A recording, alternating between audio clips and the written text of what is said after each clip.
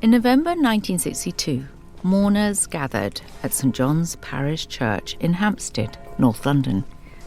They were attending the funeral of Emily Anderson. It was packed to capacity. There were absolutely no seats available. There was a marvellous opera singer. It was full of music of a very, very high calibre. Anderson had never married or had children. The only member of her birth family who attended the service that day was a cousin. In the main, the congregation was made up of those who had admired and loved her from the world of classical music. She was a musicologist. She translated the letters of Beethoven and Mozart, and she had been a professor of German at a university. But at the same time, everybody in that room would have only known a part of Emily's life, not the whole. Anderson had lived in Hampstead, where neighbours thought they had the measure of her. She was a woman who had no time for fripperies, who had no time for anything that was useless, basically. She was very businesslike, friendly, but very distant and self-contained. She attended church and went to concerts, but beyond that, she remained apart from Hampstead's cosy society scene. One woman noted that she had looked older than her 71 years. And in a sense, that's a very prescient observation, because I'm sure the stress of her life and what she had to do probably did age her prematurely. The achievements of her life in music were on display. Sitting on her coffin, open on her coffin, were two boxes, which were velvet-lined boxes, which contained the two awards that she'd been actually given in the course of her life. One of which was the Order of Merit First Class, which had been conferred on her only a year previously by the German government for her work on translating the letters of Beethoven. The musicians and academics in attendance might have been more surprised by Anderson's other distinction. Also sitting on her coffin was another box, which was the OBE that she'd been given in 1943 for military intelligence work in Cairo. Anderson, it transpired, had played a crucial role in the Allied victory in World War II. There were some civil servants and intelligence officers at the funeral, but most of her friends had no idea about that part of her life. And none of them knew that she'd lived this dual life, that she'd lived this double life, one of which was in the public domain, and the second she never ever spoke of to anybody. They had no idea that she was Britain's top female codebreaker. I'm Helena Bonham Carter, and for BBC Radio 4, this is History's Secret Heroes. True stories of deception, acts of resistance and courage from World War II.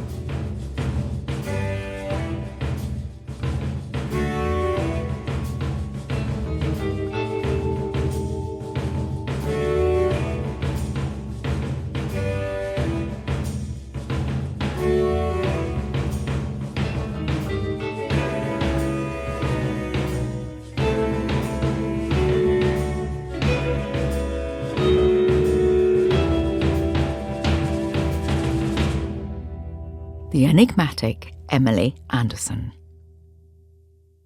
My interest in history has always been in the personal. I like personal stories and I like figuring things out. Jackie Ikiona is the author of Queen of Codes and is a historian based at the University of Galway. But I'm a particular, murder mystery addict. I'll watch anything, Lewis, Endeavour, Marple. I'll watch it all, basically. Ikiona first came across Emily Anderson when she was working in an archive. I opened up a file which is full of regular documents, people's resignation letters, their promotion letters. And there was a letter from Emily Anderson. It was dated in July 1918, towards the end of the First World War. Anderson had addressed it to the governing body of University College Galway, where she was Professor of German. She was saying, I wish to resign my post. Nothing remarkable about that. But inside the file, there was a secret sort of flap. And I had a rummage in that. And there was a second letter. And it was a letter that Emily Anderson had written to her friend, who was the college registrar, who was a priest. In this second letter, Anderson disclosed the real reason she was giving up her post. And it was an extraordinary letter because it said, I feel I have been called to do this work. I feel I can do it. I'm to be sent to London, trained, and then sent to France to break military intelligence codes. And I was just thinking, what? Where did this come from? This discovery set historian Jackie Ikiana on a path of investigation that would consume her life for several years and reveal a truly remarkable World War II hero.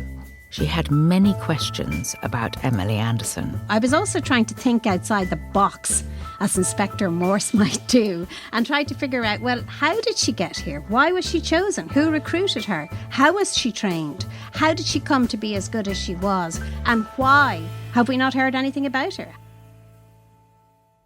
It's unclear exactly how Anderson was recruited, but her suitability for a career in intelligence was no mystery. She, in a sense, was born and trained, without knowing it, to be a codebreaker. Because her father was a physics professor, so therefore he was good at mathematics as well as physics, so she inherited that from him. He was also a very keen linguist, so she inherited her love of languages from him too. And she, of course, loved music. So when you take those three things together, linguistics, languages, music and mathematics, there's the code breaker there. There's the perfect code breaker. It's all sides of the brain working at the same time, looking for repetitions and patterns. Anderson had been born in Galway on the west coast of Ireland in 1891. In a city where most people were Catholic, her family's Presbyterianism set them apart.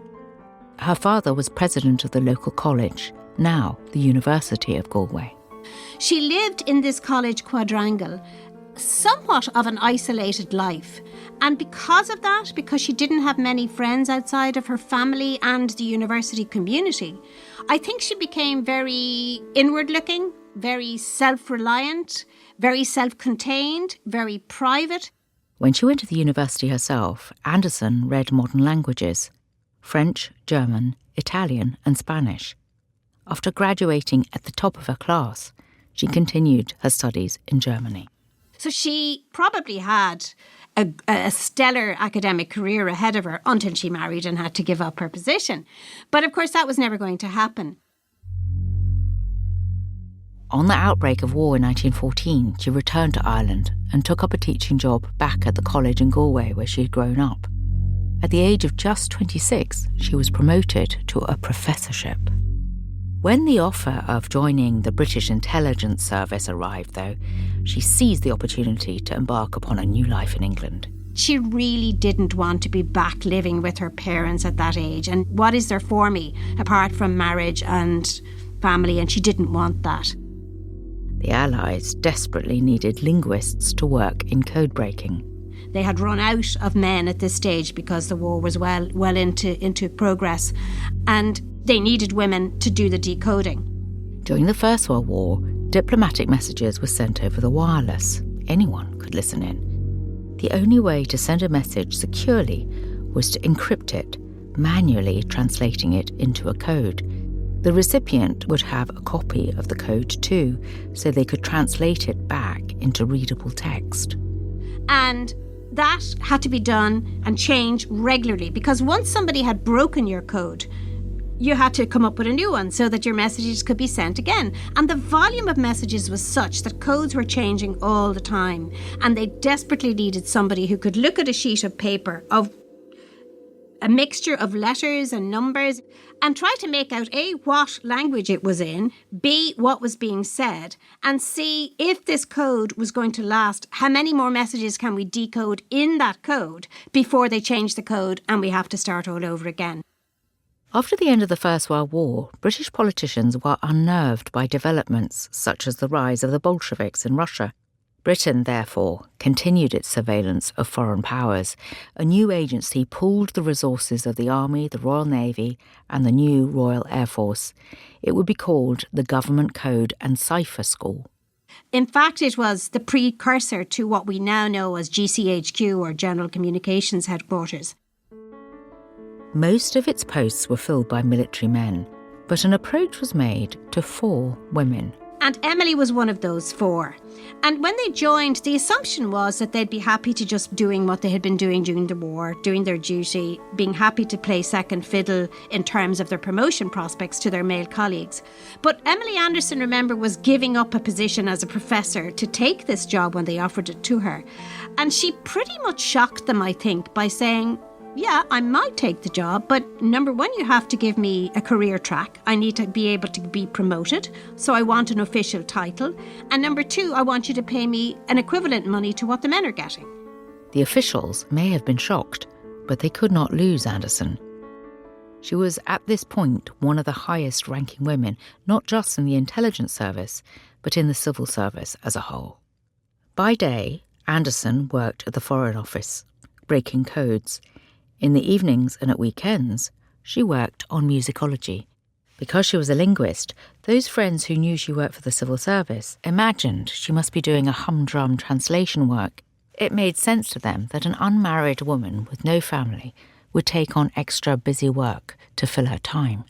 Between the wars, when Italy turned to fascism, Anderson broadened her remit from working solely in the German language to working in Italian as well. Her command of both languages meant she could decrypt entire conversations between what would become Axis powers. So she's listening in on what's happening between the politicians, the political leaders, the diplomats in the various embassies around the world. She was listening to what the embassy in Berlin was saying to the embassy in Rome. So she's listening in on conversations between representatives, or in fact, even actual conversations between Hitler and Mussolini, for example. So she knows before anyone else what Mussolini's intentions are, what he was leaning towards. She knew what Hitler was thinking. The intelligence that Anderson gathered in this period helped British intelligence to prepare for another world war. The threat of war loomed over Europe once more. There were fears it could break out at any time. Air raids on London might be imminent. The government code and cipher school began to search for a location away from the capital where codebreakers could work and live, safe from any potential bombing. Among those earmarked for evacuation to the countryside was Emily Anderson. So she and all of her senior colleagues were told, have a bag ready, you need to be ready to drop everything at a moment's notice. You will receive a phone call or a telegram which will say anti-flow is not well. And that was the code word, mobilise, get yourself to Bletchley. Bletchley Park was a country house in Buckinghamshire, about 50 miles northwest of London. It was conveniently located on a railway line serving both Oxford and Cambridge, university towns where many academics who worked on codebreaking lived or worked. The Secret Intelligence Service arrived there in 1938, undercover as Captain Ridley's shooting party. In reality, Captain Ridley was an SIS officer. Anderson was in the second cohort of intelligence officers to arrive at Bletchley and was billeted nearby with a local family. I think GCHQ only began to articulate this relatively recently, but the idea that great minds don't think alike, that things work so much better when you have a range of personalities and types around the table. Tony Cromer is GCHQ's historian. He's researched the histories of many Bletchley codebreakers, including such figures as Alan Turing. Turing, so famously suffering from hay fever, wore his gas mask when he went cycling around the countryside because the filter in his gas mask was something that would stop the pollen getting through. He had a bicycle that he used to get to and from Bletchley. It had a loose chain, apparently, and when he was cycling to Bletchley, he knew how many rotations it would take before the chain would fall off. So he would count them in his head, and then he would reverse pedal just before he got to the pivotal point when the chain was about to fall off. Somebody else who sort of finished his cup of coffee while he was outside by the lake and just threw his cup and saucer into the lake. Another codebreaker, Dilly Knox, worked closely with Anderson on Hungarian codes. And his favourite method of decoding secret messages was to sit in the bathtub. So he had a bathtub in his office, and he would sit in the bathtub and think. It helped him to think. And he would break these codes, and his secretary would come in and an assistant would come in with various different transcripts and would have to sort of avert their gaze while they were dropping this stuff off to himself in the bath. And some of his colleagues recalled him on one occasion absent-mindedly smoking his pipe and putting his sandwich into the pipe instead of tobacco. He was in such a visionary stage of trying to figure something out. Now, there are these stories, but it would be very wrong just to think, oh, it was just a collection of oddballs. You need, I think, to turn it round and say, here was a place that really could harness skills of idiosyncratic people who wouldn't have easily fitted in other places. Emily was a gay woman, and for her, the fact that she was gay was not exceptional at Bletchley. There were many people who were. Commander Alistair Denniston, who led Bletchley Park, once said, "What I want are people with these skills, and I'm not really worried about what they do in their own time and in their private lives." In their first year at Bletchley, Anderson's focus was on Africa and the Middle East. Benito Mussolini was advancing on multiple fronts. Italy had taken Libya in North Africa, Eritrea in East Africa, and neighbouring Abyssinia, which is now Ethiopia. In Europe, Italy had also annexed Albania and was preparing to attack Greece. Then, in June 1940, Italy declared war on Britain. Italian forces occupying Libya posed an immediate threat to British imperial forces stationed in Egypt, which included Indians, Australians, and New Zealanders. These troops guarded a great prize, the Suez Canal. The canal allowed oil from the Persian Gulf to be transported efficiently to Europe without having to circumnavigate the whole of Africa. The British Army, Royal Navy, and Royal Air Force all ran on oil. If that supply was cut off, the consequences for the British war effort would be disastrous. Anderson knew it would be difficult to break the Italian codes quickly enough, not just because of their complexity, but because communications were hampered by the war. It was becoming increasingly difficult to get messages from East Africa, North Africa, back to Bletchley. They were intercepting those messages and they were changing their codes frequently. Anderson felt it would save crucial time if she herself went to Cairo.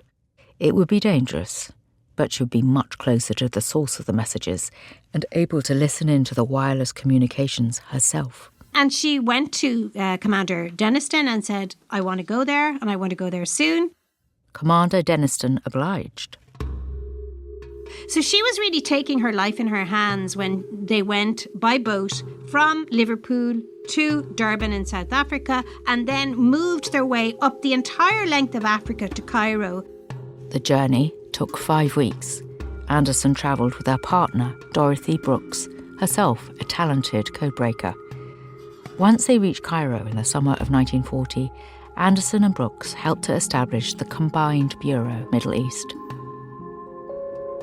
Soon after they arrived, the Italians invaded Egypt. They were able to take some territory in the west, but were held back by their own indecisive command. For now, the Suez Canal was safe, though no one knew how long for. It was essential for Anderson to keep decoding access plans. If you walked into her office, what you would have probably seen was a woman sat at a table with a lot of squared paper and different coloured pencils.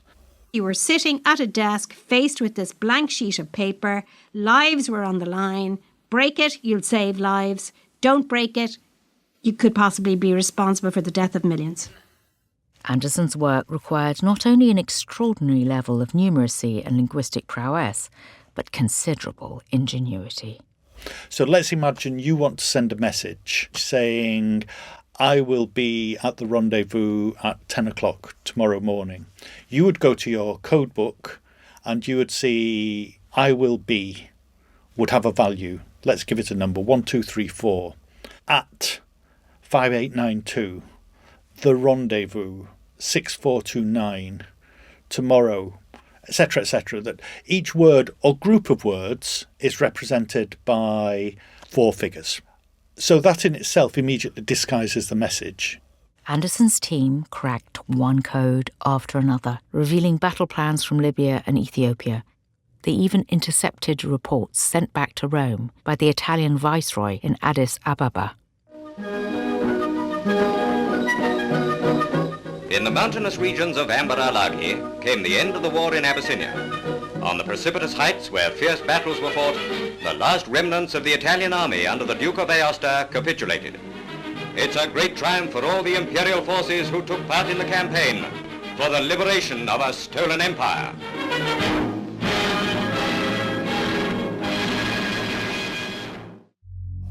It played a crucial part in the speed with which the Italians were defeated in East Africa. Emily Anderson was providing the information to the British command about what the Italians were doing and how they were doing it that enabled the British to regroup and then to halt the advances and then to advance themselves, force the Italians onto the defensive and eventually defeat them in the East African campaign. As a result of the intelligence gathered and decoded by Anderson and others, Mussolini's armed forces were constantly undermined and the Axis was weakened.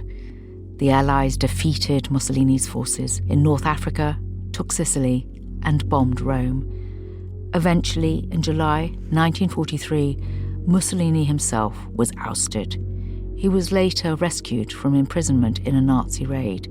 He returned to Italy as a puppet of the Nazis, his power broken. After 3 years in Cairo, Anderson returned to England in 1943.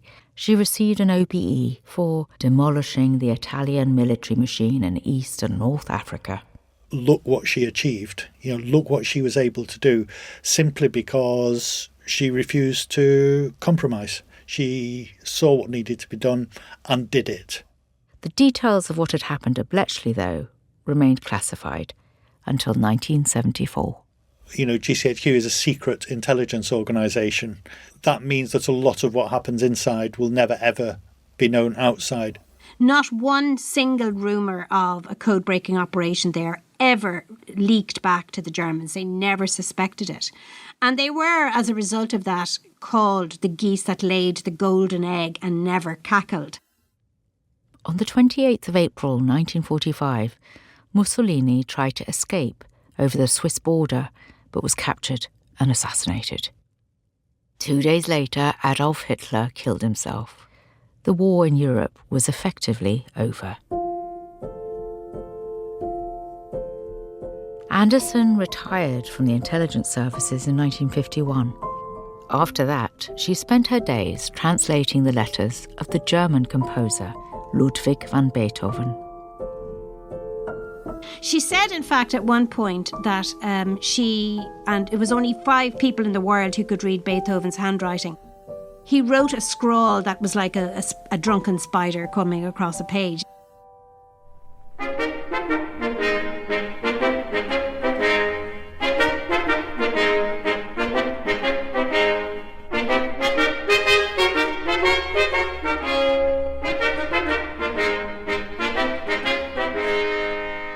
This is Talking About Music from London.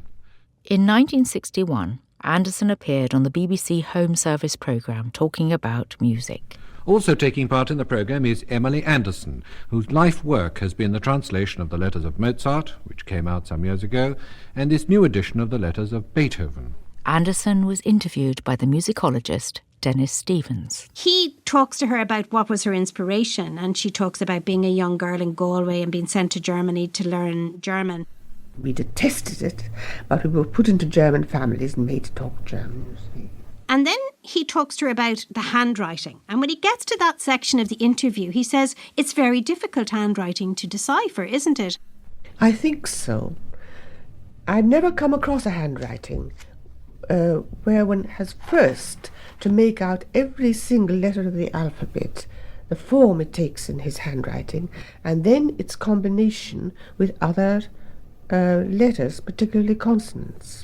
And she begins to talk about looking at it over and over again and deciding, is it this? No, it's not this. And over, is it this? No. And it suddenly comes like a flash what the word is. And she's pretty much indicating that she's using her decoding skills in order to decode the handwriting of Beethoven. Of course, I see. Comparing the printed version with the original. Yes, I started in that way. Use the printed version as a crib. I see. But what she didn't know, and what the two of them are clearly finding out in the course of the interview, is that Dennis Stevens himself had been a codebreaker.